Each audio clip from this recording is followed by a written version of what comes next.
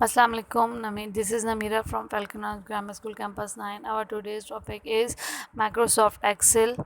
To enter to enter the data in a cell, select the cell in which the data has to be entered. Then start typing in the cell and then press the enter key. Editing data. The content of the cell are displayed in the formula bar. So to make changes in the text, I use formula bar. Copying cell content. Select the range of the cell, then select the copy option from the clipboard. Position the pointer on the cell where data is to be copied. Select the paste option from the clipboard. The data is being pasted on our Excel screen. Okay, then moving the cell content, select this range of the cell, then select the cut option from the clipboard. Again select the choose the paste option from the clipboard. Deleting cell content, select the cell or range of the cell from which data is to be deleted. Select clear option from edit menu. Select content option from the sub menu, then the content of the cell get deleted. The autofill feature of Excel allow you to enter a predefined series of text or numbers quickly. To create numeric data series, place the pointer in the first cell, enter the values in the first cell, enter the next value in the next cell, select both the cell.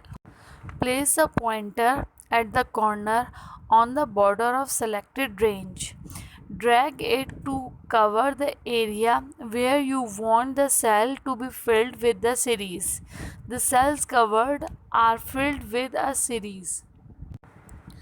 Formula. Using formula.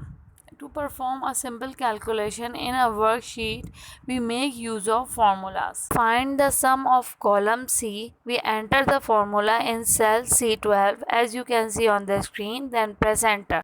We can also calculate with the help of the pre-written function. We can also known as pre-written formulas like sum function, average, maximum and minimum function.